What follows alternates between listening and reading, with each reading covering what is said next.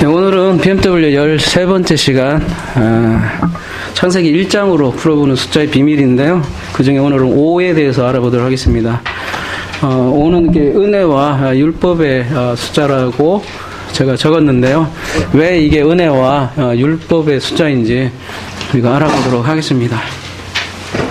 잘 안 와닿죠? 5가 왜 은혜인지, 왜 이게 율법의 숫자인지. 우리가 이제 숫자를 통해서 지금 하나님의 그 마음을 알아가는 작업인데요. 보통 우리가 숫자 4 같은 경우는 많이 뭐라고 해야 되나요? 사람들이 많이 어떤 인식이 돼 있죠. 40년, 그 다음에 40일 금식, 그죠? 그런 식으로 사자에 대한 인식이 많이 있잖아요. 혹은 여러분 7 하면 뭐가 딱 떠올라요? 완전수 이런 식으로. 6 하면요? 6 하면 먼저 딱 떠오르는 거가 666 떠오르고, 증성의 숫자 이렇게 떠오르고, 뭔가 하나 빠진 숫자 이렇게 우리 많은 인식들을 하잖아요. 근데 5 하면 딱 떠오르지 않을 거예요. 그죠? 예. 응? 5 하면 혹시 또, 그러면은 그러면 어떻게 되나요? 4에다가 1을 더하면? 충성? 충성이요? 5달란트. 5달란트가 이제 생각나는 거고, 맞아요. 5달란트도 오늘 5와 사실은 상당히 밀접한 관련이 있는데, 그래, 우리가 책임요? 책임. 왜요? 사회가 하나님과 피조물이 하나 되니까. 4가 지난주에 우리가 성전의 숫자라고 했잖아요. 그 성전에 이제 1이 하나님이 들어가면 그렇게 될 수 또 있겠죠. 책임이 될 수도 있고. 또 뭐가 있을까요? 했습니다. 다시 한번 더 볼까요?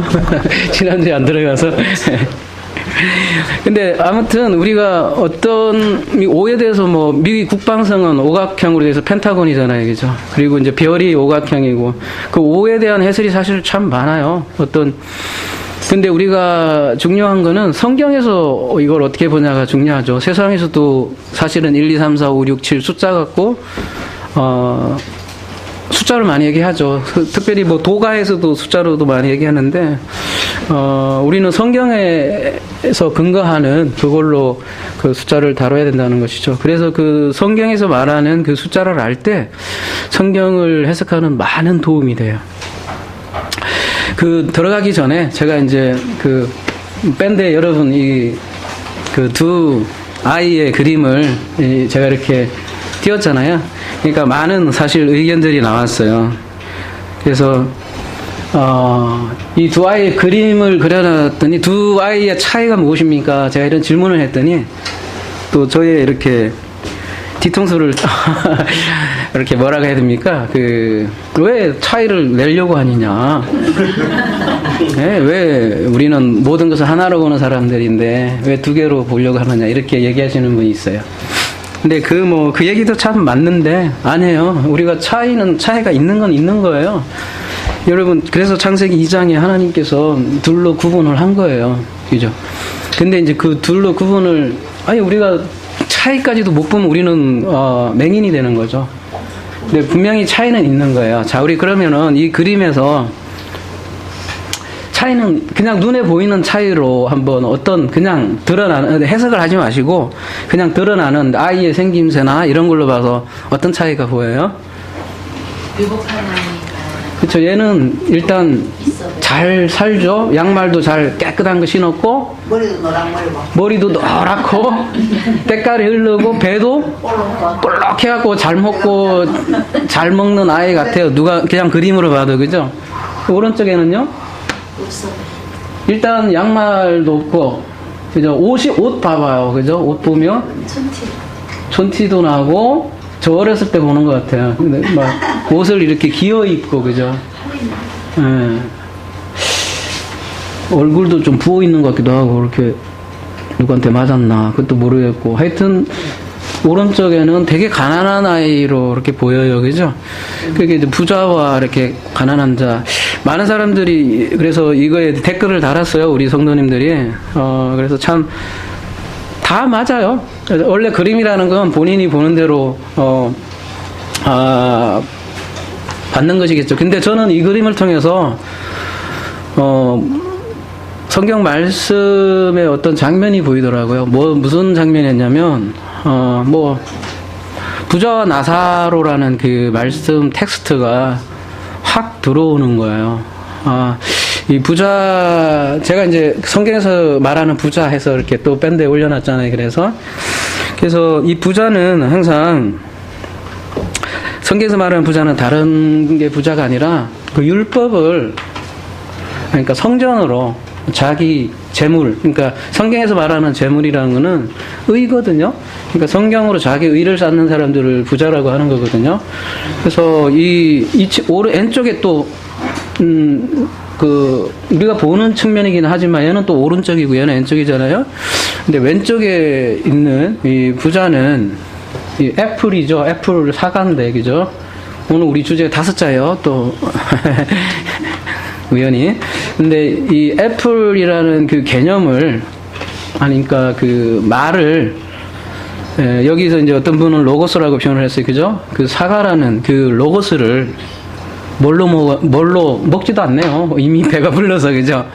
이미 배가 불러요. 그래서 A라는 걸 어떻게 하고 있어요? 이 애플이라는 걸 가지고 어떻게 하고 있어요?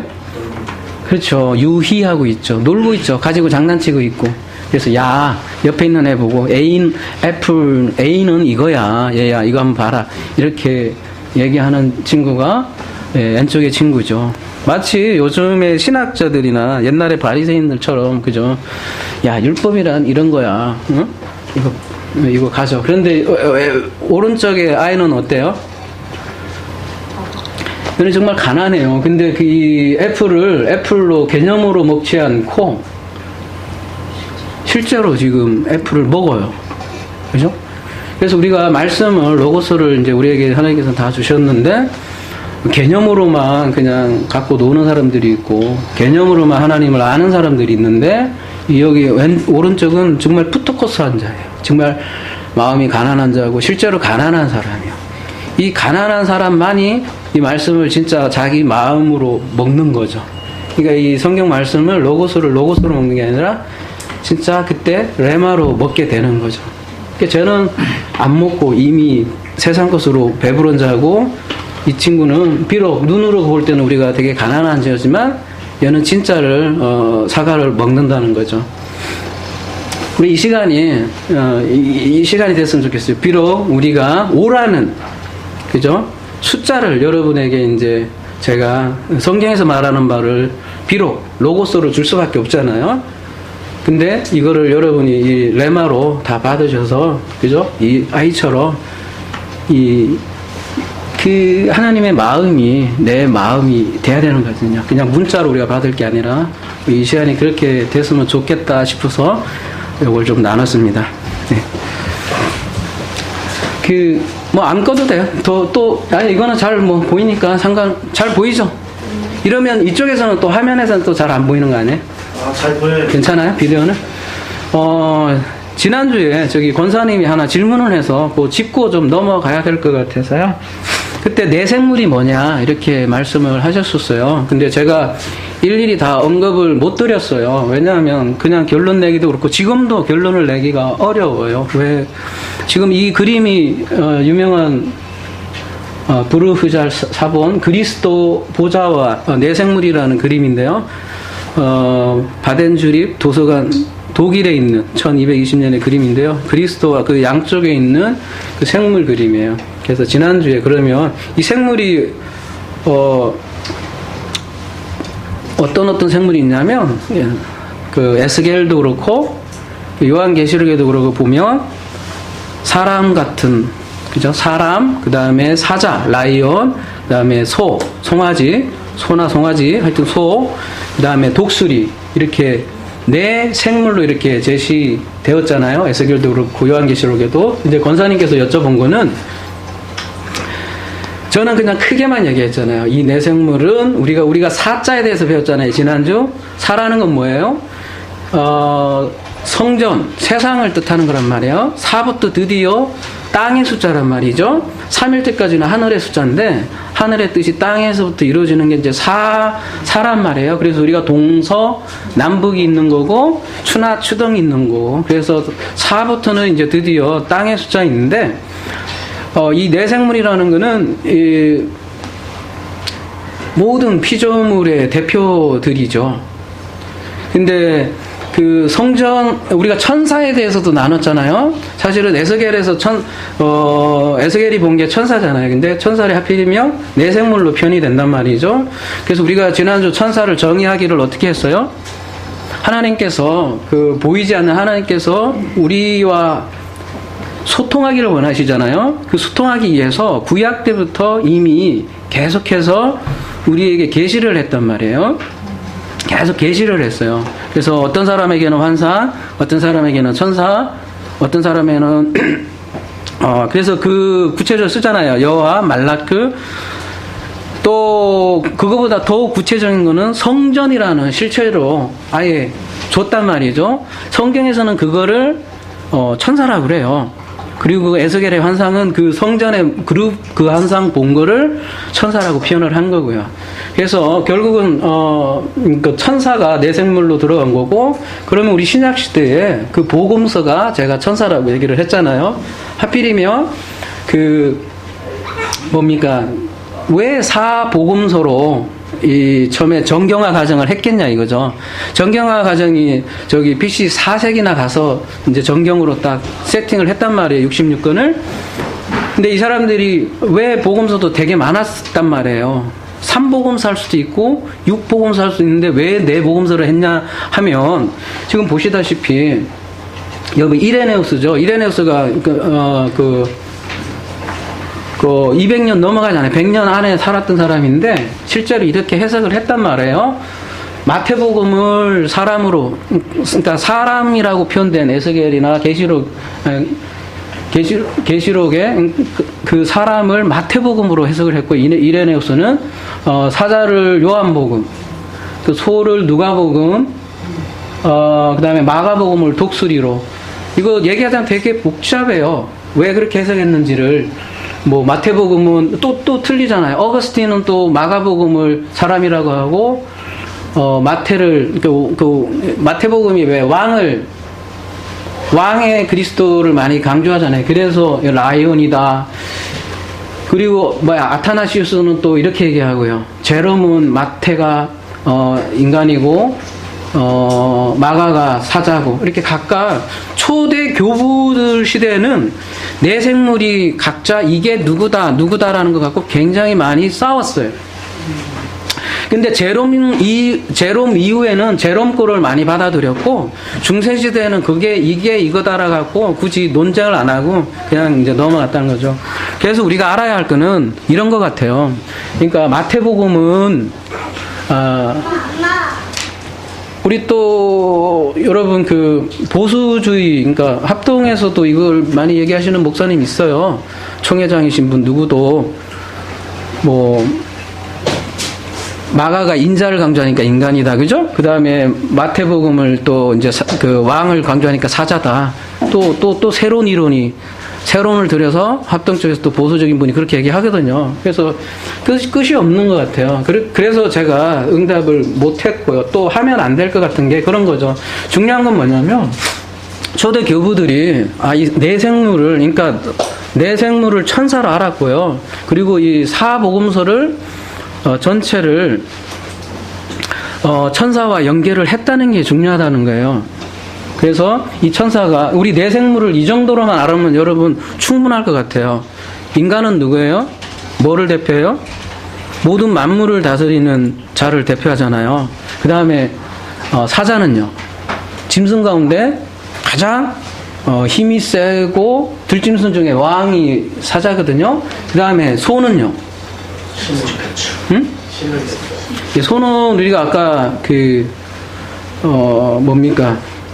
오전에도 얘기했지만 신은 알레프이죠. 그 가축의 대표기도 하고 힘을 상징하기도 하고 하나님을 상징하기도 하고, 그 다음에 독수리는요, 새인데 새는 또 독수리가 새 중에 가장 뭡니까? 뭐라고 해야 되나요? 가장 높이 나는 새잖아요. 그래서 이 생물들은 모두 피조물 중에 가장 대표하는, 가장 힘있고 가장 높이 날르고 인간처럼 가장 모든 만물을 다스리는 그런 존재들을 다 대표하는 거예요. 그러니까 말하자면 그 사의, 그러니까 모든 세상의 대표 피조물이 내 생물이고 그 모든 생물들이 하나님의 보좌 앞에서 찬양한다는 것, 그 정도로만 알면 충분할 것 같아요. 대답 되셨나요? 예, 이걸 하나하나 우리가 매칭시키려고 하면 나중에 피곤해져요. 그러니까 우리가 상징도 어느 정도까지 들어가야 할 수준이 있고 스탑해야 될 정도가 있는데, 예, 중요한 건요. 그러니까 사복음서가 실제로 천사 역할을 한다, 이 정도만 알면 될 것 같아요. 그래서 이 정경화 과정할 때 굳이 4개의 복음서를, 그래서 이런 생각을 가졌기 때문에 이레네우스든지 어거스틴이든지 아타나시든지 그렇기 때문에 4개로 딱 추렸다는 거죠. 자, 우리가 오늘 숫자 5에 대해서 배울 건데요. 우리 숫자 5에 대해서 알게 되면 다음과 같은 질문에 답을 할 수 있을 것 같아요. 다윗이 골리앗과 싸울 때 물맷돌 5개로 싸워 이겼잖아요. 왜 하필 5개였을까요? 답은 하지 마시고 한번 생각을 해보세요.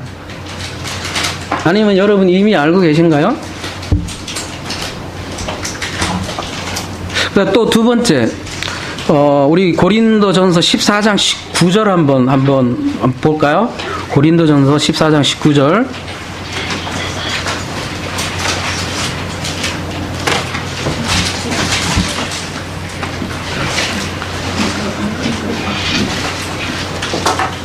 그러나 교회에서 내가 남을 가르치기 위하여 깨달은 마음으로 몇 마디요? 5마디 말을 하는 것이 1만 마디 방언부로 말하는 것보다 나으리라. 여러분, 왜 하필 5마디라고 사도 바울은 얘기했을까요? 4마디도 있을 거고요. 3마디도 있고, 아니면 깨달은 마음으로 1마디 이렇게 얘기할 수도 있을 거고, 6마디도 있을 거 있고, 근데 하필은 왜 5마디로 이렇게 얘기를 표현을 했을까? 한번 생각을 해봅시오. 세 번째 질문. 왜 하필 5병이어일까요, 여러분? 6병이어도 아니고, 물론 7병이어도 있어요. 나중에 보면은. 근데 주된 것은 5병이어인데, 아니면 5병 3호일 수도 있잖아요. 물고기가 3마리일 수도 있잖아요, 여러분. 그렇지 않아요? 하필 떡은 5개 되고 물고기는 2이어야 되냐고요. 7병이어는 2어가 아니라고 저번에 정목사님께서 말씀하셨잖아요. 그 2어가 2가 아니라 아주 작은 거라고 했거든요. 그러니까 7병 말하자면 1호 이렇게 해야 될 것 같은데, 그거는 좀 논외로 하고, 아무튼 왜 물고기가 2마리 해야 되냐고요. 어린아이가 도시락을 2개 가져왔으니까 2개지. 맞아요. 역사적으로 갖고 왔는데 하나님은 그걸 다 써먹는다는 거지. 왜 하필 어린아이가 2개? 질문 안 해보셨어요, 혹시? 예, 그래서 오늘 이거를 나누면 그런 것들이 우리 스스로 이렇게 생각이 되고, 여러분도 아마 결론을 같이 낼 수 있을 것 같아요. 또 하나, 이거는 뭐 제가 많이 언급을 했어요. 그러면 이제 여러분 좀 눈치챌 수 있을 것 같은데, 수가성의 사마리아 여인이 남편이 5 있었대요. 그죠? 왜 하필 5명이었을까요? 왜 원래 원래 바람 피기 좋아하는 그런 여자라 남편을 자주 갈아서 그랬을까요? 아니면 기고한 운명이라 계속 남편이 죽는 거야. 재수없게. 그런 내용일까요? 자, 이런 질문들을 던져보고, 그러면 그 질문에 대해서 우리가 오늘 숫자에 대해서 알아보면 이런 질문들이 자연스럽게 답이 될 것 같습니다. 우리 창세기 1장으로 이 숫자를 모든 것을 기초는요, 물론 이제 거기에서 파생되는 게 나오겠지만 그렇게 알아보지 않습니까? 그래서 창세기 1장 5째 날, 그 5째란 날이 키라는 거죠. 그 창세기 1장으로 모든 게 그 숫자로 다 설명을 할 수 있다는 거죠. 7이라는 숫자까지. 그래서 창세기 1장 20절 한번 보도록 하겠습니다. 창세기 1장 20절.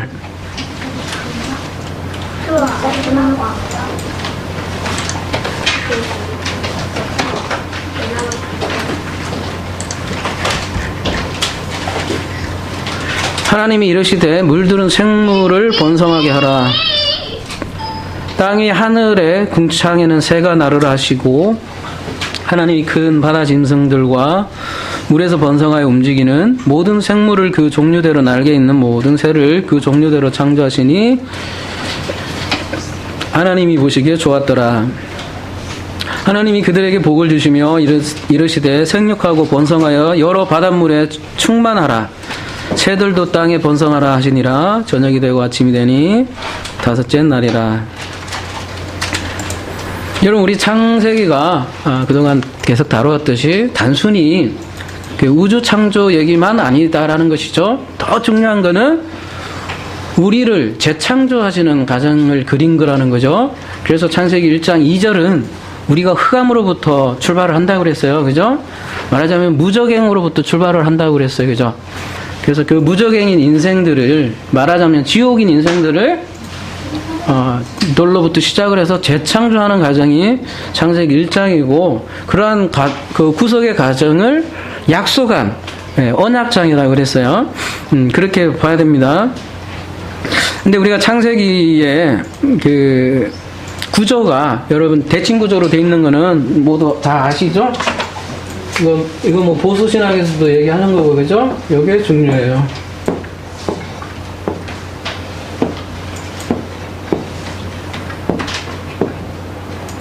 칠은 따로 빠져 있고, 그죠? 이렇게 대칭 구조 되어 있어요. 그래서 지난주 시간에 어때요? 1은 4는 1과 관계돼 있죠? 여기는 빛이고 여기도 빛인데 다른 빛이라고 그랬죠? 여기는 오르고 여기는 마오르고, 그죠? 기억 안 나세요? 이렇게 오르고 여기는 네모가 하나 더 붙었다 이거죠, 그죠? 그러니까 저 오르를 우리가 갖는 거예요. 그게 사일제라는 거죠. 이게 이제 용기잖아요. 그릇이고, 우리 질그릇, 우리라는 질그릇 안에 그 빛인 생명인 그리스도가 그 하나님의 그 생명을 우리가 담는 게 마르잖아요. 그러니까 하여튼 여러분 3가지를 하늘이라고 그랬잖아요. 이쪽이 하늘이고, 땅에서, 주기도문이잖아요. 하늘에서 이루어졌듯이 땅에 이루어지는 것이잖아요. 그러니까 1의 하늘의 빛이 땅의 빛으로 변환하는 게 4일이잖아요. 그죠? 그래서 사를 땅의 숫자라고 하는 거잖아요. 그죠? 빛은 빛인데 달라요. 그죠? 일일빛하고 3일째 이미 씨하고 나무, 이런 나무들이, 채소들이 다 있는데 빛이 또 있잖아요. 그죠? 그러니까 창조과학의 얘기가 아니라는 거죠. 그죠? 주제 배열인 거죠. 마찬가지로, 그러니까 2와 5가 굉장히 밀접한 관계가 있겠죠. 여러분, 미리 답을 얘기하면 오병이어가 이제 눈치가 좀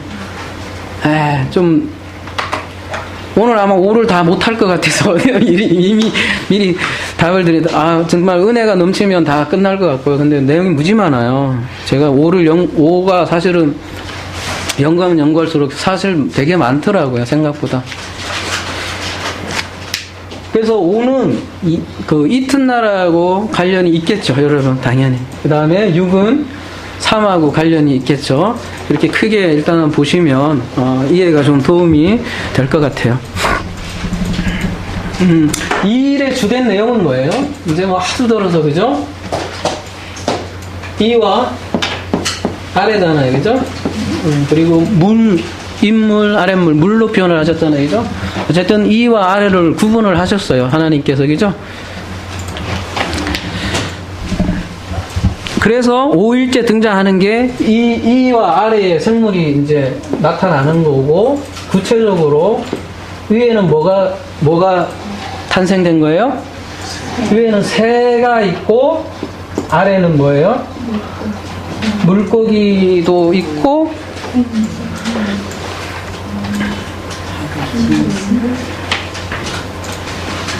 물들은 생물을 번성하게 하라. 요게 생물인데, 그죠? 생물.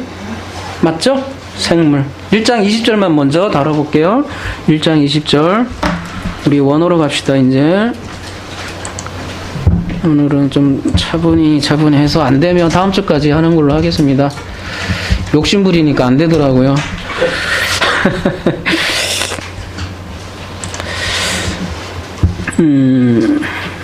자, 1장 20절은 일단 생물이에요. 그죠? 생물이 물 아래, 물생물들이라고 일단은 해봅시다. 그 다음에 위에는 새고. 그래서 새하고 물이 뭔지를 저희들이 좀 알아야 5일이 왜 은혜의 수고, 그죠? 왜 율법의 순지 막연한 게 이제 드러날 것 같습니다. 여러분, 노트북이 갖고 계신 분은 한번 들어가 봅시다. 생물부터 한번 들어가 볼까요? 마임은 잘 알잖아요, 우리, 그죠? 물들, 마임, 쌍수고, 그죠? 말씀들이잖아요, 그죠? 근데 이 말씀들이 움직이는 생물인데, 이 개역 개정에는 1.1획도 빠지지 말자고 그렇게 얘기하시는 분들이 빠져 있어요. 이게 움직이는, 그죠? 희한해요. 하여튼,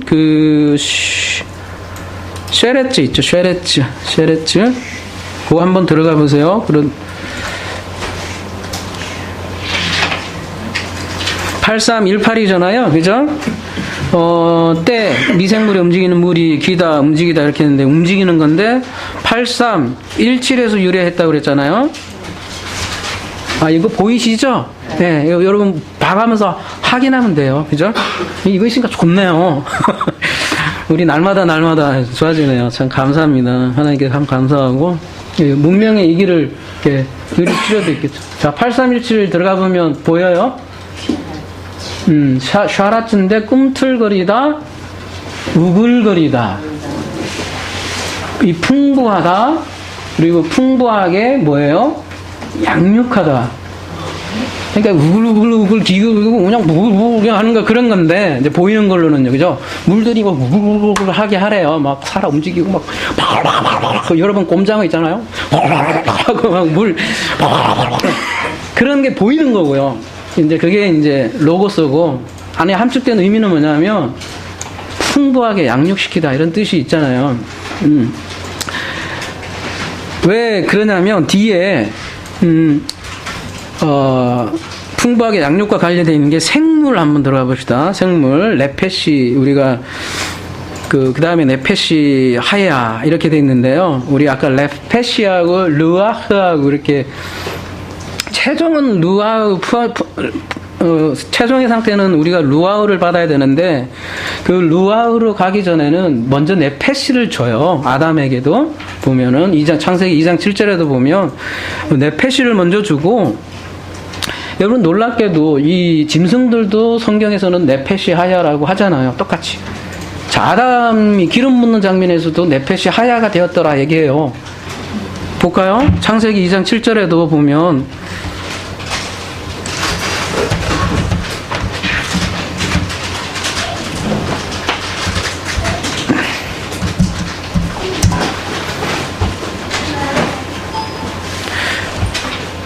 똑같죠? 그죠? 그 코에 생기를 넣으시니 네페시 하이, 그죠? 그 다음에 아담이 네페시 하이가 하야 된지라 이렇게 돼 있잖아요. 우리 개혁은 생영이 된지라고 했는데 사실은 더 구체적으로 하면 생영이 아니라 뭐예요? 사실은 혼이 되었다. 이렇게 더 정확한 거예요. 정확히 얘기하자면 엄밀히 달라요. 루아하고 네페시는. 근데 그냥 대충 뭉뚱그려서 이렇게 얘기 어떨 때는 그냥 마음대로 해요. 뭐 아까 오전에도 보니까 그 요한복음에도 바람이 언제 부는지 모르더라. 이게 바람으로 번역을 했더라고요. 사실 푸뉴마인데 성령이 언제 들어오시는지 모르는 그 얘기인데 하여튼 뭐 모르겠어요. 하여튼 어떤 기준인지 모르겠는데 하여튼 정확히 얘기하면 생혼이 되었다 할 때 아담이 지금 제사장으로 기름 부은 장면이잖아요. 창세기 2장 7절이 그 흙으로 이렇게 만드는 게 아니라 그때 네페시 하이라고 됐거든요. 그 다음에 아까 다시 돌아가서 아까 우리 창세기 1장에서도 네페시 하이, 그러니까 짐승하고 똑같아요. 저희 그러니까 여러분 그러니까 그 짐승이 그 짐승을 얘기하려고 하는 게 아니라는 거예요. 생물학을 얘기하려고 하는 거 아니라고요.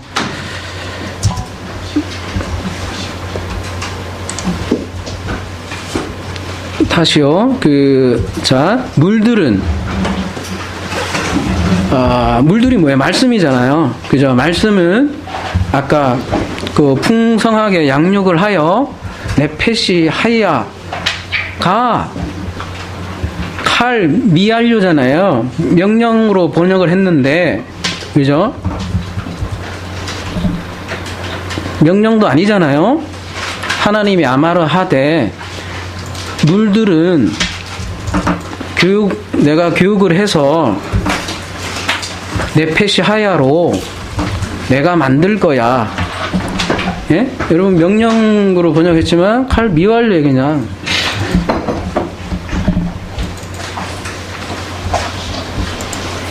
여기 있습니다. 예, 있고요. 그래서 네페시 하야를 우리가 좀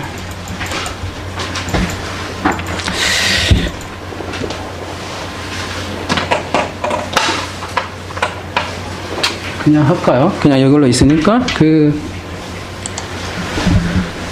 네페시가 보면 굉장히 많아요. 한번 제가 쭉 볼게요.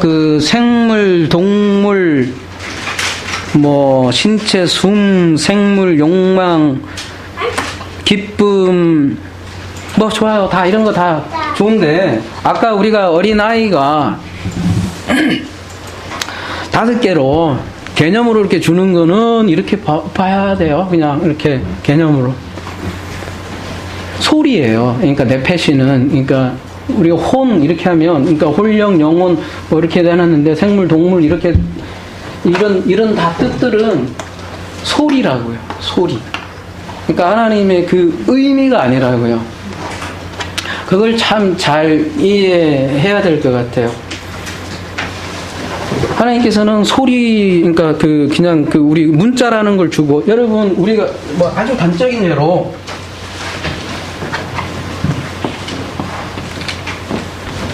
누가 요즘 A 하면, 한번 제가 여쭤볼게요. A 하면 무슨 생각 드세요? 예? 예? 갑. 갑? 처음? 아니, 아까 뭐라고 하시죠? 갑. 갑. 갑. 요즘 갑을 많이. 그렇죠. 계약할 때 A가 갑이고, 그죠? B가 을 되고. 예. 그리고요, 또 A 하면요. 우리 학생, A 하면 우리 뭐 생각나? 예. 수음이 아까 할 때 수음. 아니면 우리가 영어를 이렇게 쓸 때 뭐 이렇게 아니면 BMW 할 때 이거에 대해서 그렇게 생각을 안 하잖아요. 근데 이게 소리잖아요. 그냥 BMW 차 이게 좋은 차 그죠? 근데 제가 가지고 있는 마음은 뭐예요? 이 BMW가 차가 아니잖아요. 뭐예요? 제가 가지고 있는 마음은 뭐예요? 바이블, 메타포, 휠이고 그거조차도 제 마음이 아니에요. 그걸 통해서 뭘 제가 지금 알려드리려고 계속 나누려고 하는 거예요? 결국 예수 그리스도 그죠? 그분을 우리가 계속 알리고 또 예수 그리스도를 통해서 결국은 하나님의 그 마음을 알아서 그 마음으로 하나님과 하나 되는 게 최종 저의 목표잖아요. 그러면 BMW는 소리고 저의 마음은 그게 아니에요. 얘는 이런 차를 좋은 차로 너에게 줬어. 근데 이걸 통해서 나와 하나 되자. 네? 그러니까 하나님과 하나 되자. 그게 그러니까 하나님도 우리에게 이렇게 준 소리가 있어요. 그게 하나님의 마음이라고요. 우리는 그거를 읽는 게 중요하지. 이거 뭐 히브리어 좀 뭐 안다고 모른다고 이런 게 중요한 거 아니에요. 우리가 워낙 좀 개혁 개정으로 너무 감이 멀고 하나님의 마음을 알기 너무 힘드니까 이런 보조수단을 쓰는 거고요. 더 좋은 방법은 이 그림을 통해서도 우리가 하나의 마음을 얼마든지 알아낼 수도 있는 거죠. 근데 우리가 그냥 하나의 수단으로 이렇게 얘기하는 건데, 네페시, 아까 네페시는 이렇게 한 건데, 그죠? 그냥 이거는 소리죠. 그냥 생물, 혼, 이런 식으로 하는 게, 이게 소리라면 그 의미가 있다는 거죠. 의미는 뭐냐면, 이게 물론 절대적인 건 아니지만 요게 이제 물고기인데 요게 물고기를 이렇게 형상해 놓은 거예요. 아까 마찬가지로 이 A도 사실은 이 알레프에서 온 거거든요. 응? 알레프가 이렇게 변형돼서 A로 갔잖아요. 근데 알레프는 어디서 왔냐면 이렇게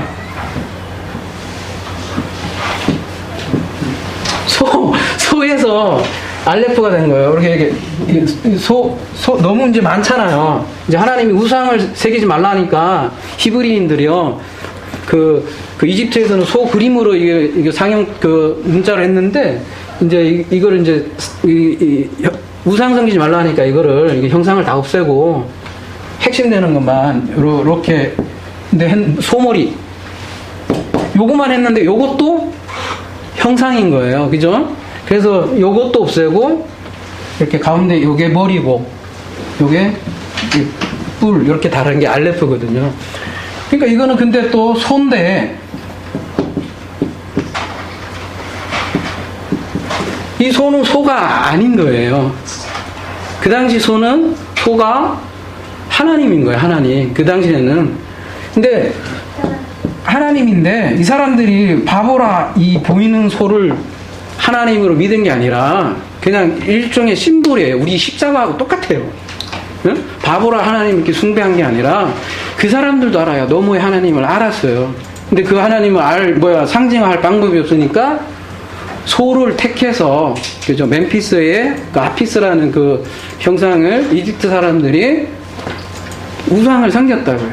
근데 본질로 가야 되는데 그것도 심볼라이징인데 그 심볼을 소로 가지고 있었다고요.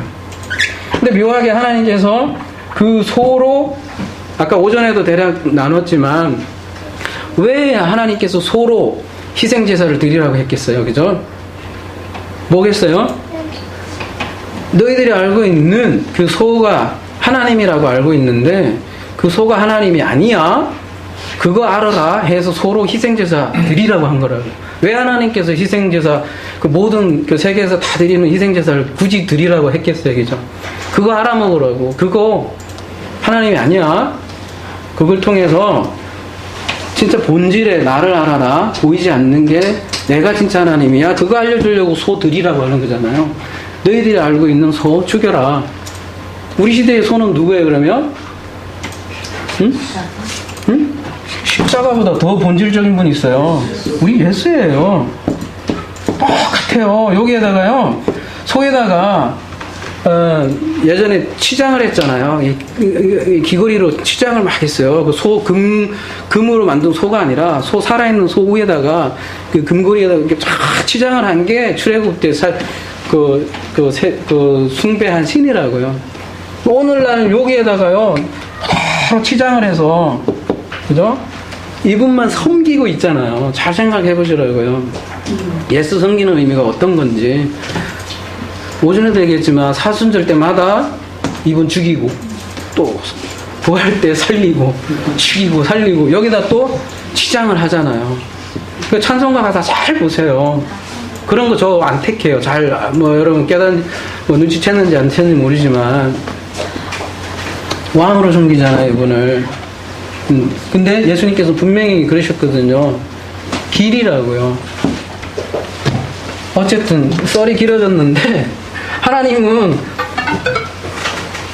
이 자체를 보라고 하는 거 아니고 이 자체를 보라고 하는 거 아니고 그걸 통해서 근본으로 넘어가라는 건데 이 네페시도 마찬가지로 그냥 보면 혼, 생물 이렇게밖에 번역이 안 되겠죠. 그렇게 되면 우리가 나눴던 그 왼쪽의 아이처럼 개념으로만 되는 거예요. 네페시아의 혼. 그러면은 3분설 갖고 죽으라고 싸우는 거예요. 사람은 몸, 혼이냐, 영혼이냐, 몸이냐, 아니다, 야, 하나다. 계속 그거 갖고 싸우는 거예요. 아까 그 부자, 그 개들이 계속 그거 갖고 싸우는 거예요. 네. 근데 네페시는 뭐냐면, 그러니까 아래 말씀, 아래 물, 아래 것으로, 그죠? 그걸, 아래 것을, 이게 입이잖아요. 입이 이제 먹는 거예요. 우리 그 아이 그래서 그 그림을 초초에 넣은 거예요. 먹는다는 거예요. 아래 것을 뭘로 먹어요? 아까 그 아이처럼 뭘로 먹어야 돼요? 레마로 먹어야 하는 거죠. 레마를. 그죠? 아래 것을 진리로 먹어서 요거는 뭐예요? 요건 많이 다뤘던 것 같은데. 이게 쉰인데, 우리 저번에 이건 했잖아요. 그죠? 이 거룩하게 된다, 의롭게 된다는 거거든요. 왜 그러냐면, 이 이빨이 이렇게 그 막 씹어서 계속 갉아 먹어요. 먹으면서 말씀을 묵상하는 거예요. 이게 쉰이. 그래서 거룩한 동물 보면 쪽발하고 이렇게 대세김질 하는 거잖아요. 그죠? 그래서 이 대세김질을 하면서 뭘 하겠어요? 계속해서 말씀을 묵상을 하는 거예요. 또 묵상하고 시편 1편에 그죠? 묵상하고 그렇게 묵상을 할 때 하나님의 마음이 그거구나 그렇게 알게 된다라는 뜻이 쉰이에요. 왼쪽 다르고 오른쪽 다르다고 그랬잖아요. 그죠? 오른쪽은 윗니란 말이에요. 그죠? 그래서 아래 것을 진리로 먹어서 위의 것으로 알아서 의롭게 된다는 게 네페시예요. 네페시는 그걸 제시하는 거예요. 그렇게 되면 루아흐가 되는 거예요. 루아흐는 다음에 하기로 하고, 그 다음에 하이는 뭐예요? 네페시 하이? 이거는 붙는 거하고 떨어지는 거하고 또 달라요. 이 붙는 거는 이렇게 울타리처럼 생겨갖고 이 울타리고요, 그죠? 이렇게 하이. 울타리는 어디에 울타리가 있어요, 여러분? 응? 성전요, 그죠? 네, 이게 그래서 성전, 생명, 뭐 그런 걸 뜻하거든요. 요거는 이제 머물다라는 뜻이 있고요. 그래서 아까 그렇게 아래 것으로 진리를 먹어서 의롭게 되어진 사람이 성전에 머문다, 네페시 하예요. 자, 우리 정리하면 그래서 물들은 풍부하게 양육을 해서 그 아래 것으로 진리를 먹어서 의롭게 되어서 성전 안에 머물게 될 것이다. 칼 미완료예요. 명령도 안 해요. 너 보고 야, 나 의롭게 돼? 이거 안 해요. 내가 너 그렇게 하게 될 거야. 언약이에요. 네. 십계명도 그렇게 돼 있다고 그랬어요. 창세기 1장이 명령이 아니잖아요. 그죠? 네. 근데 그렇게 아래 것으로 성전이 되지 못하면 어떻게 돼요? 그야말로 그대로 문자 그대로 되는 거예요. 이제 뭘 넣어요? 꿈틀거리는 뭐예요? 슉슉 기어다니는 인생. 기어다니는. 근데 그 기어다니는 거를 의미를 뭔지 아는 사람들은 더 이상 기어다니는 게 아닌 거예요. 그래서 레이기에 보면 기어다니는 그 동물을 어떻게 취급을 해요? 레이기 11장 한번 볼까요? 41절 함께 볼까요? 레이기 11장 41절.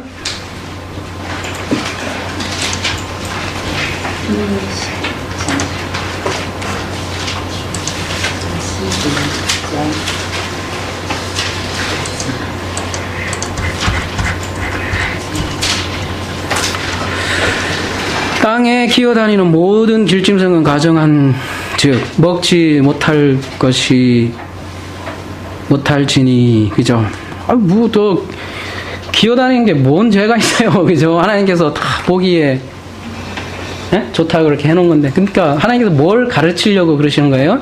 바로 이런 거예요. 그러니까 그 기어다니는 걸 통해서 위의 것을 알지 못하면 이게 부정하다라는 거를 얘기해 주는 거예요. 그래서 그렇잖아요. 먹는 것이 그 사람이다라는 그런 얘기도 있잖아요. 다이어트 좋아하시는 분들이죠. 먹는 것이 그 사람이다. 그런 얘기 있고, 또 책을 좋아하는 사람들은 그 사람이 읽는 것이 그 사람이다. 그런 얘기 하잖아요. 그죠? 그래서 먹는 것은 중요한 거예요. 예. 그래서 특별히 성경은 어떻게 먹느냐가 중요한 거죠. 그래서 아까 그 아이 어린이를 제가 초도에 보여준 게 그런 거죠. 여러분, 성경은 많은 사람들이 적용하려고 덤벼들어요. 딱 해놓고 잘 해석을 했는지는 모르겠는데, 그 다음은 내가 오늘 삶에서 이렇게 적용해야지 그렇게 덤벼드는데, 그 순간 어떻게 되냐면 또 율법으로 들어가요. 율법은 그렇게 적용하는 거 아니에요. 그 큐티에서 그것도 제대로 알면 괜찮은데 항상 뭐 자기식으로 해서 그렇게 된다는 것이죠. 어떻게 돼요? 그러면 말씀은 어떻게 되는 거예요? 그대로 적용하는 게 아니라 먹는 거예요. 그대로 품는 거예요.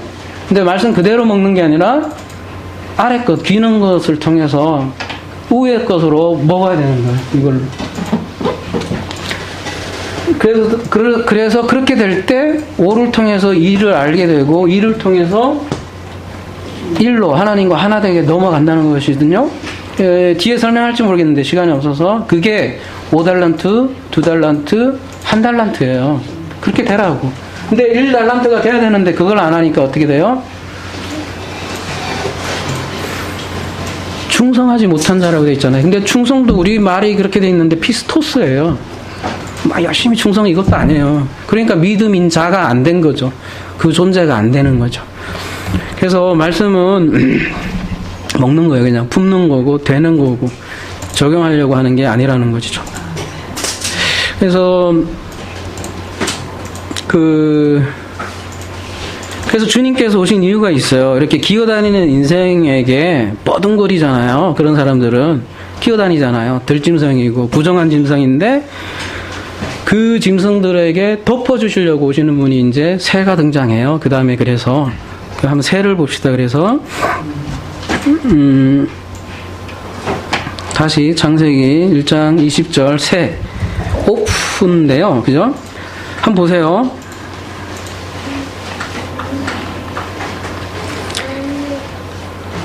날개로 덮음 이렇게 돼 있잖아요. 그죠? 여기 우리는 이제 나라 자 여기 나르라 이렇게 돼 있는데요. 기본어는 뭐라고 돼 있어요?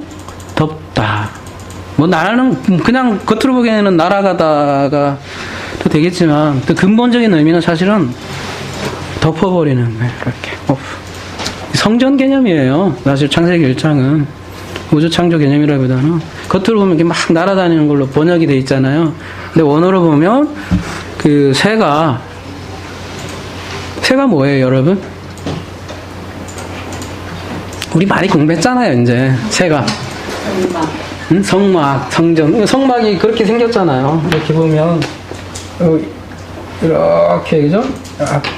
옆에서 보면 이렇게 해서 이게 쫙 새 날개처럼 이렇게 날개로 탁 덮었잖아요, 그죠? 예루살렘 성전도 멀리서 보면 웅장하거든요. 그래서 하나의 새가 쫙 날개를 덮은 것처럼 그렇게 보여서 예수님께서 그래서 뭐라고 그랬어요? 마태복음 한번 볼까요? 23장 37절에 보면 여러분 다 잘 아시는 말씀이에요. 예루살렘아 예루살렘아 선지자들을 죽이고 내게 파송된 자들을 돌로 치는 자야. 암탉이 이게 세적이죠. 그 새끼를 날개 아래 모음과 같이 내가 내 자녀를 모으려 한 일이 몇 번이냐. 그러나 너희가 원치 아니하느냐. 이렇게 예루살렘 성전을 보고 이렇게 말씀하셨는데 그죠? 그거를 새로 비유해서 예수님께서는 이렇게 말씀을 하신 거예요. 그리고 예수님께서 그런 얘기 하잖아요. 공중 나는 새를 보라. 뭐죠? 그러면 우리는 이제 새도 먹여주신다. 그러니까 우리는 뭐 하나님께서 알아서 다 먹여주시겠지 이렇게 생각을 하잖아요. 그죠? 여러분 그렇게 안 먹여줘요, 하나님. 여러분 열심히 일하셔야 돼요. 진짜예요.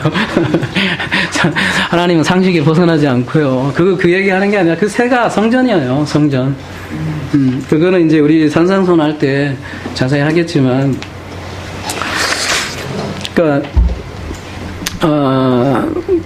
여러분 성전 안에 들어가면 저도 저쪽에 한번 가봤어요. 그 체험센터라고 해서 가봤는데 그 안에 들어가 보면 전부 다 천사 그림이 안에 성소 안에 위에도 있고 막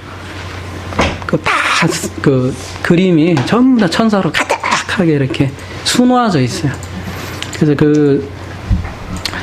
그러니까 성전은 한마디로 그러니까 이제 천사, 새 뭐 이런 걸로 이렇게 상징이 될 것 같아요.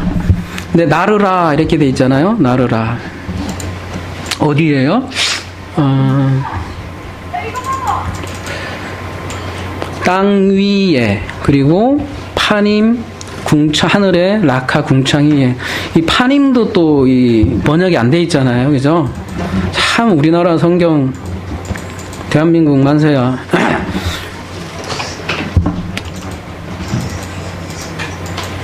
그 우리 땅도 그렇고 하늘도 그렇고 성소잖아요, 둘 다. 근데 지금 파님이 들어갔다는 건 뭐예요? 파님 한번 들어가 볼까요? 파님이 무슨 뜻이냐면 굉장히 많아요. 파님이 굉장히 많이 쓰는데 기본적으로 파님은 이게 나타나다, 보인다 이런 뜻이거든요. 그냥 가장 기본적인 뜻은 얼굴인데 우리가 하늘도 여러 가지 하늘이잖아요.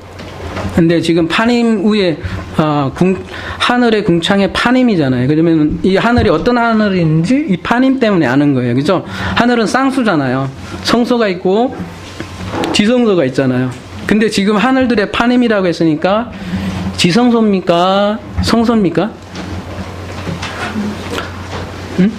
파님은 보이는 거랬어요. 얼굴이고 성소가 되겠죠. 그죠? 그러니까 지금 그 새가 그 성소와 그리고 땅, 그러니까 제가 이제 의역을 해보면 그리스도는 은혜의 날개로 뜰과 성소를 덮으라 이렇게 의역해서 번역을 할 수 있습니다. 그러니까 이 기어다니는 인생에게 그리스도의 은혜로 덮어질 때 뜰 하면 우리가 저번에 이제 창세기 강의 때 뭐라 그랬어요? 에덴, 간 할 때 뜰이잖아요. 그죠? 에덴으로 들어오고 성전이 된다는 거예요. 예? 그리스도의 은혜로 덮어질 때 기어다니는 인생들이 성전이 된다는 말씀이 이 말씀인 것이죠. 자, 그래서 이렇게 아랫물로 은혜를 알아가는 날이 뭐예요? 5예요. 그래서 5를 은혜의 숫자라고 하는 거예요. 근데 여러분 참 성경은 묘한 게 두 가지가 항상 겹쳐 있다는 거 아시죠? 여러분 보옥하면 바라크잖아요. 이 바라크면 항상 두 가지 개념이 항상 같이 있다고 들었죠. 뭐요? 그렇죠. 이 바라크는 복과 저주가 함께 있듯이 이 은혜도 말이에요. 5가 은혜의 숫자인데 은혜가 은혜로 되지 않으면 뭐가 될까요? 심판이 돼요. 네, 아주 잘 말씀하셨어요. 왜 이렇게 심판이 되냐면 그 다음 절 한번 가봅시다. 창세기 1장 21절.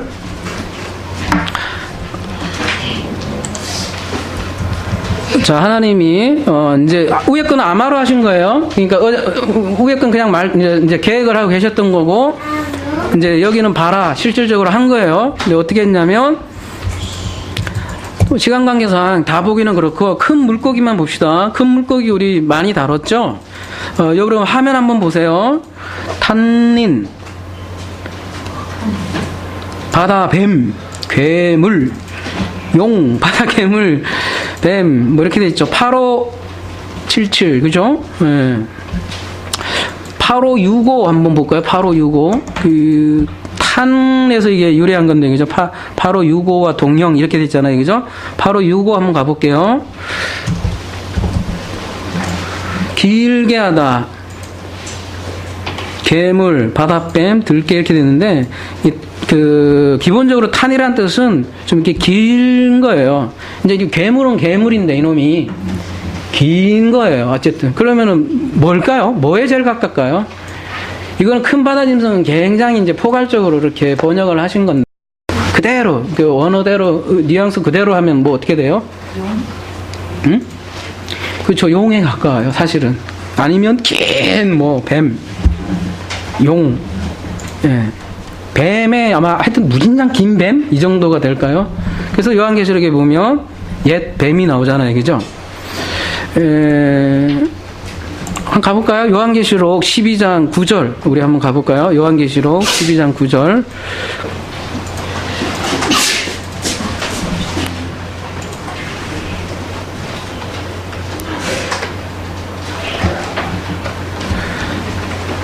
이걸로 해드릴까요? 여러분 성경 요한계시록 12장 9절 보면 아주 다양한 뱀들이 나와요. 큰 용이 내쫓기니 옛뱀 곧 다 이제 또 동격이에요. 뱀, 마귀, 사탄, 온천을 깨는 자, 이렇게 뱀, 마귀, 사탄을 동급으로 취급하고요. 이 단어가 아까 그 창세기 1장에 나오는 내용하고 똑같아요. 이사야 27장 1절에도 보면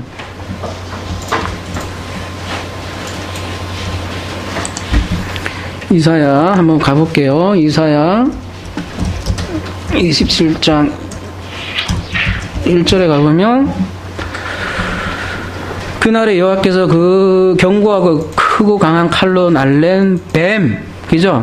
이때 나하시가 나오고 이 뱀이요 리워야단하고 지금 뱀 리워야단하고 지금 동격 취급하죠, 그죠? 곧 꼬불꼬불한 뱀. 그 다음에 요 뒤에는 뭐예요?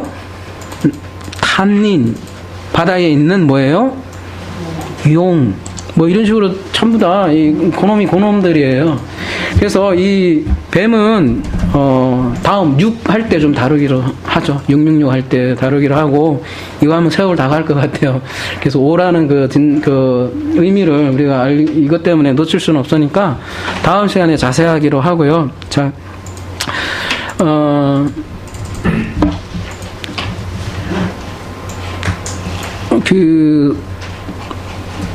여러분 바다가요 그러니까 이거죠. 아랫물을 주셨어요. 근데 이 아랫물은 인물을 알라고 주신 거잖아요. 그죠? 예수를 통해서 그리스도로 넘어가라는 것을 알려주시는 거잖아요. 그죠? 근데 이게 안 되면 뭐가 된다고 그랬어요?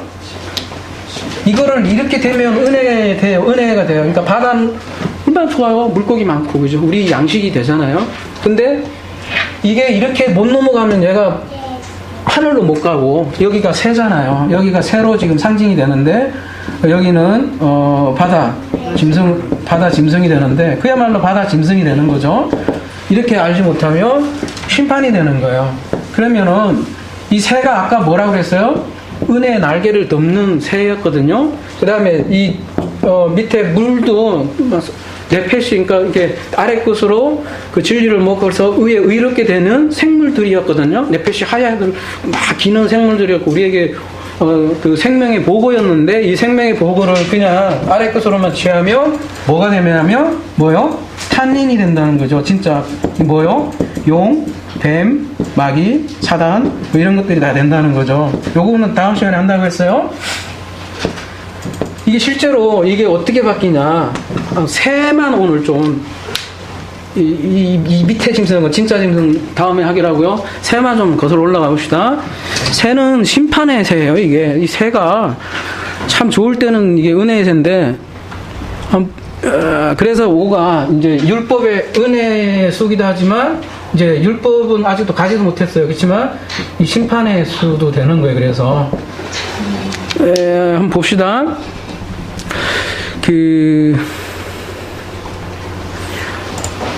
시편 79편 2절.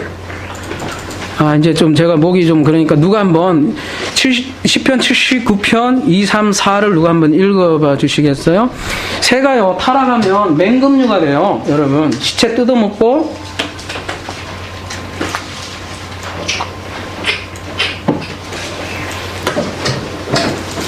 그래서 맹금류도 어때요? 레이기에 의하면 부정한 짐승이라고 그래서 그렇게 얘기하잖아요. 그죠? 괜히 뭐 부정한 게 아니라 뭔 잘못이 있겠어요, 걔들이.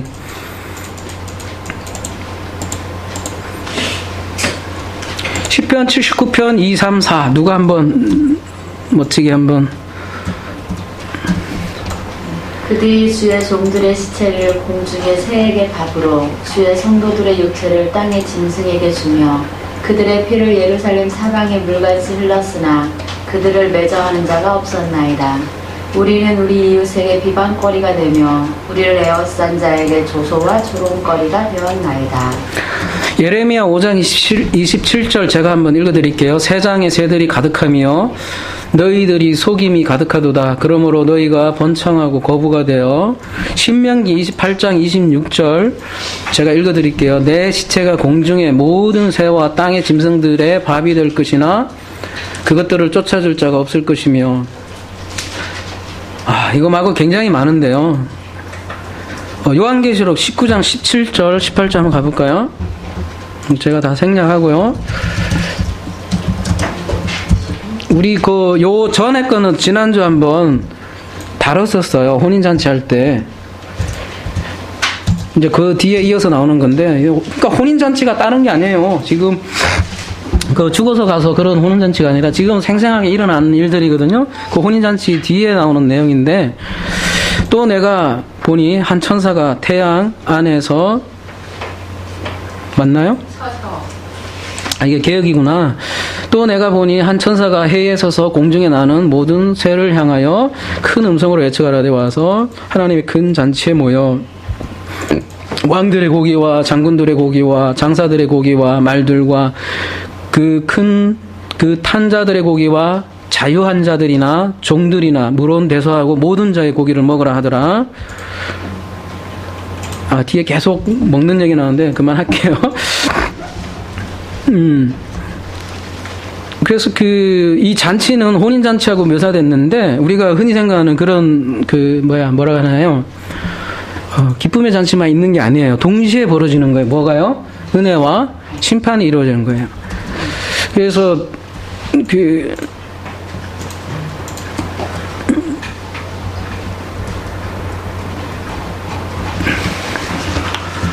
여러분, 여기 보면 뭐 다른 건 다 이해할 수 있는데 자유자들도 지금 막 있죠. 자유자라고 나오죠. 잠깐만요. 어디 갔어? 그럼 자유자는 어떻게 돼요? 자유자도 지금 먹으라고 나오잖아요. 어디 갔어? 18절에 자유인. 예. 자유인도 와서 먹으라 하는데, 그러면 자유인은 어떻게 될 것 같아요, 여러분? 자유인은 누굴까요?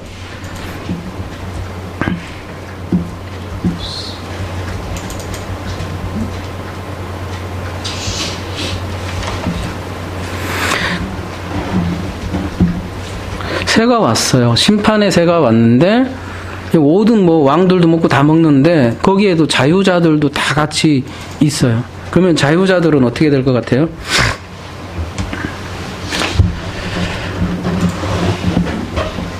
자유자는요, 그 새가 심판의 새로 와도 못 먹어요. 왜냐하면 그 사람은 이미 하나님의 마음을 알기 때문에 심판이 안 돼요. 그러니까 이 새가 와도 이 새가 우리 못 먹는다고. 이 새는 누구만 먹냐면은 성경에서 항상 일괄적으로 얘기하는 거는 율법으로, 그죠? 율법 신앙생활 하는 사람들. 그거를 사람들이 죽은 자를 시체라고 하거든요. 네크로스라고 하거든요. 그 네크로스가 된 사람들만 뜯어 먹어요.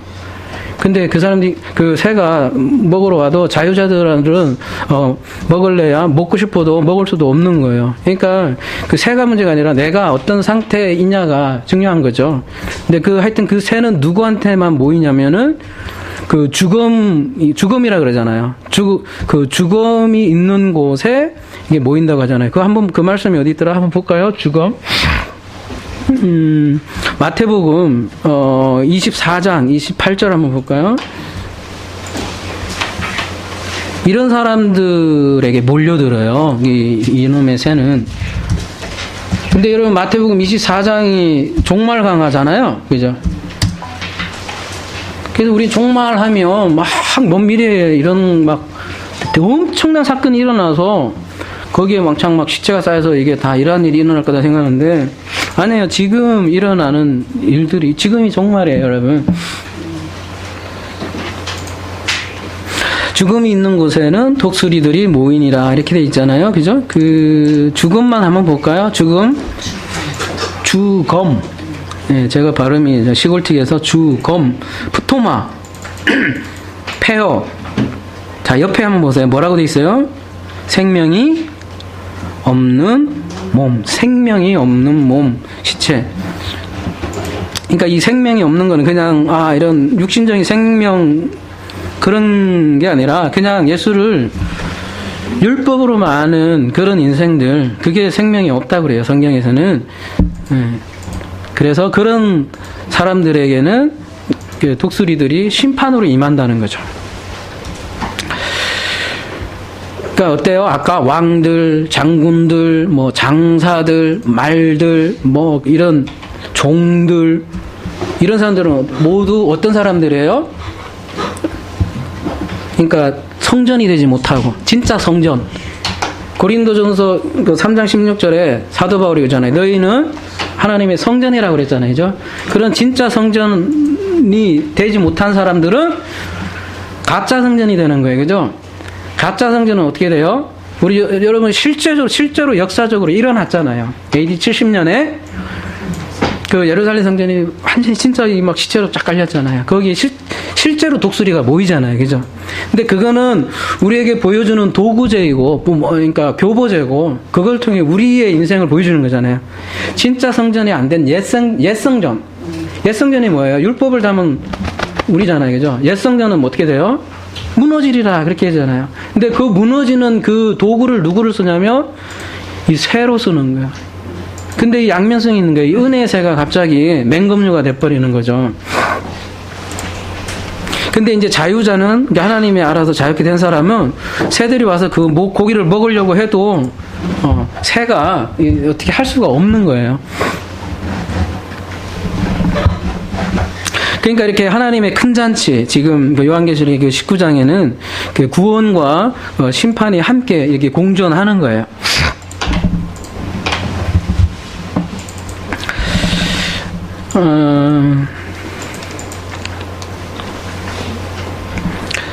자, 그렇고요. 오늘이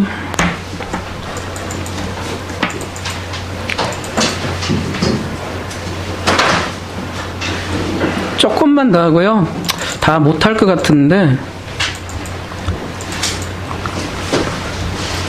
율법의 수까지는 그래도 가다가 말아야 될 것 같아요.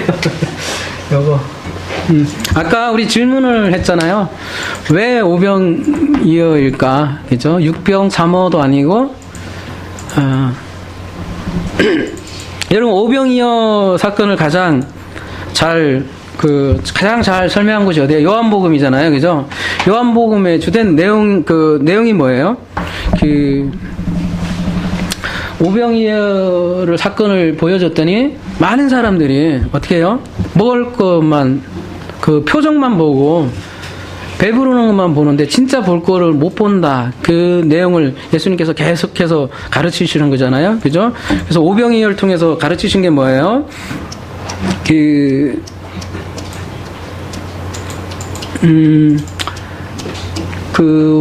5개의 떡과 2개를 주고 이걸 통해서 차원이 다른 양식으로 우리가 먹었을 때 우리가 12바구니인데 그 단순히 그 12방울이라는 게 아니라 그게 우리의 존재잖아요.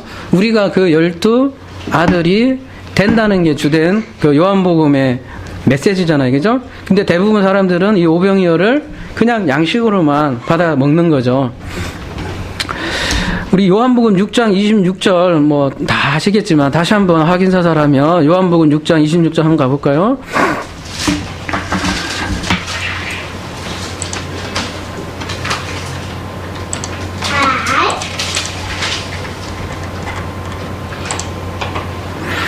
예수께서 대답하여 이르시되 내가 진실로 진실로 너희에게 이르노니 너희가 나를 찾는 것은 표적을 본 까닭이요 떡을 먹고 배부른 까닭이로다.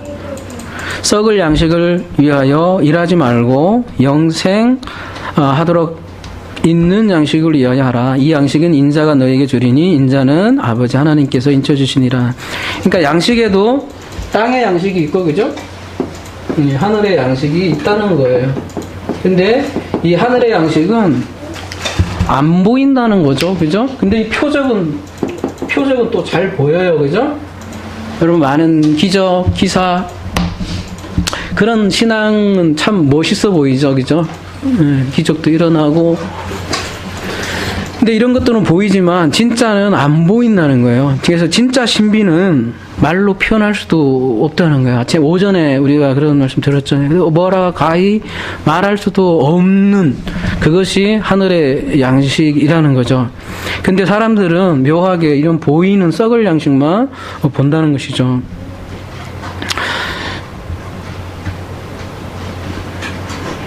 그러니까 예수님은 이 오병이어 사건을 통해서 이 땅의 양식을 통해서 하늘의 양식을 먹어라. 그게 차원이 다른 거다. 그렇게 될 때 너희가 12아들이 된다. 예. 여기는 열둘이 표현하기 좀 그런데 사실 이 하나님과 하나 된 사람을 열두 아들이라고 하죠. 그래서 오는 왜 그러면은 율법과 이제 관련됐느냐 더 말씀드리면 땅의 양식이잖아요. 일단 오는 오병이하 했을 때 땅의 양식으로 출발을 하는 거예요. 그리고 창세기 5일째 그 생물들, 바다 생물들이 오하고 관련이 되어 있고, 여러분 아까 이 그림에서 전부 이제 다시 한번 봅시다. 왜 2하고 5가 관련이 되는지, 왜 하필이면 오병 이어인지, 물고기는 또 왜 이제 물고기인지 나오죠. 여기 물이잖아요, 다 그죠? 아 진짜요, 그래요. 이게 막 우기는 게 아니라 희한해요. 여러분 나중에 3하고 6도 관련이 있는 게 또 나와요. 여러분 마가복음에 보면 30배, 60배, 20배, 50배 아니에요. 그게 완성이거든요. 완성 때는 또 3하고 관련돼 있어요. 30배, 60배, 100배 이렇게 나오거든요. 이건 그때 나누기로 하고, 이게 창세기 1장이 연결이 돼 있어요.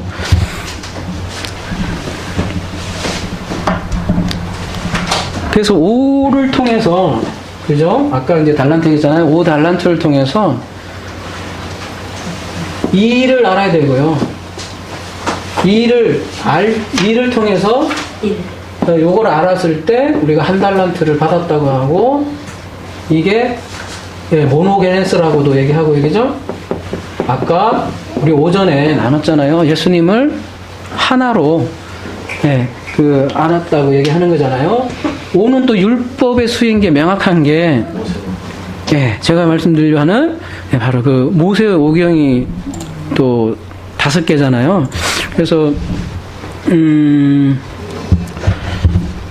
그렇습니다.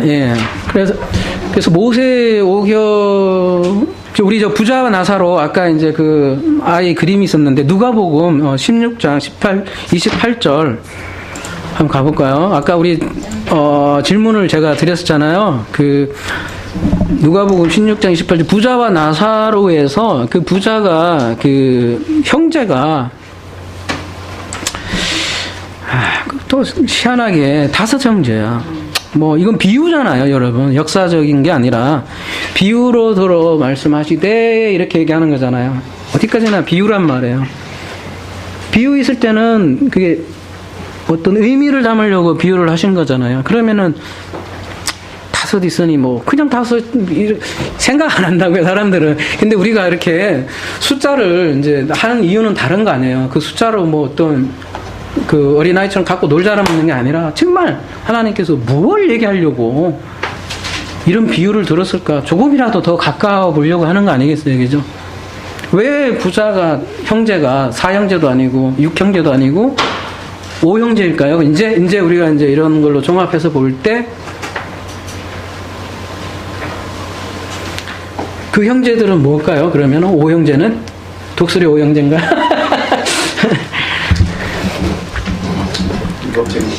그렇죠. 그거를 그러니까 딱 메시지로 이렇게 아예 해주려고. 이 부자는 아까 꼬맹이도 그 애플도 5차잖아요, 하필이면. 근데 꼬맹이가 가지고 있는 애플이 그러니까 이 부자가, 옆에 있는 애는 나사로, 그죠? 부자가 가지고 있는 형제가 이 5이라는 형제예요. 그러니까 꼭 5형제라기보다 5이라는 그 아델포스를 갖고 있는 거예요. 하나라는 예수라는 형제를 가지고 있어야 되는데, 그죠? 율법이라는 5라는 그 자체, 숫자로 5형제라기보다는 5이라는 그 율법을 가지고 있는 거예요. 자기가, 부자가.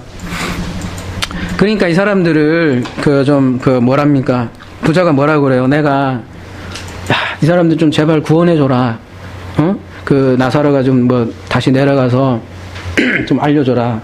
그랬더니 뭐라고 그래요? 죽었다고 살아난 사람에 가서도 깨닫지 못한다. 왜? 그 사람에게는 이미 모세와 선지자로 이미 다 가르쳐 줬다는 거예요. 뭘로 가르쳐 준 거예요? 5으로, 이미 5형제에게 구약, 그 율법, 그 5라는 걸로 이미 다 가르쳐 줬는데 그걸로 깨닫지 못하면 죽었다 살아난 사람이 똑같이 또 내가 천국 갔다 왔다? 그랬더니 천국이 이렇더라. 그러니까 제발 좀, 제대로 된, 그 위에, 그 진리를 알아먹으라 해도 못 알아먹는다는 거예요.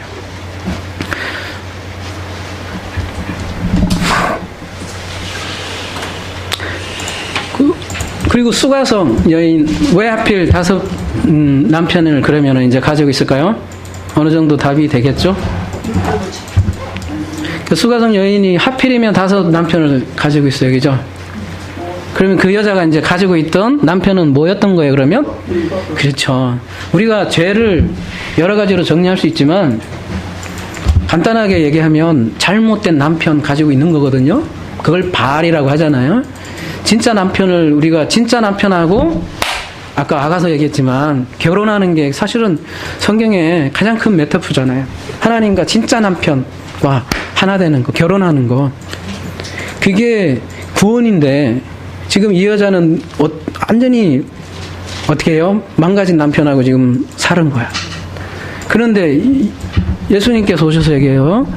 근데 지금 너 6번째 남편도 아니지? 그렇게 얘기하잖아요. 또 그러면 그 6번째 남편은 누구를 얘기할까요? 지금 사는 그것도 6번째 남자? 아니잖아요. 6번째 남편. 이제 6에서 우리가 이제 다루겠지만. 그래서 6은 남편 만나는 날이에요. 그죠? 근데 이제 예수님이 6번째로 온 거예요. 이제 그 앞에서. 근데 나도 아니다. 그 얘기하는 거잖아요. 그럼 누구예요? 내 뒤에 또 오실 7번째 완성. 누구예요? 그리스도. 그러니까 그래 내가 예수고 내가 죽어야 이제 다시 그리스도로 온다. 그 얘기하는 게 수가성에서 이제 얘기하는 거잖아요, 그죠? 자, 그러면은 6일은 누구 만나는 날? 예수 만나는 날. 7일은 그리스도 만나는 날. 예. 그러면 666 대충 감 와요? 세상 사람들이 아는 그런 사람이 666이 아니에요. 6 할 때 합시다. 예. 저 안에 근데 뭔가 느낌이 와요? 나중에 얘기할게요. 그러니까 666은 참 골치 아파요. 자, 정리하면 숫자 5는 율법의 숫자고, 그래서 지혜로운 5 처녀 비유도 나오잖아요. 그래서 미련한 5 처녀는 율법의 메인 그 처녀라 문이 안 열려요. 이게 좀 남아있는데, 요거는 다음 주에 좀 할까, 그럼? 이게 율법의 수이기 때문에 고통의 수이기도 해요. 그래서 5가 고통에 관해서 굉장히 많이 나와요.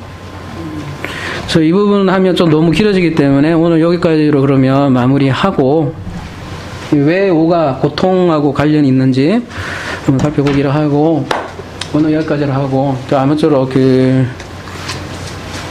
오늘 아침에 주제하고 사실 참 많이, 사실 뭐 우리 알고 보면 다 하나죠, 그죠? 모든 게 사르크스라고 아까 얘기를 했잖아요, 그죠?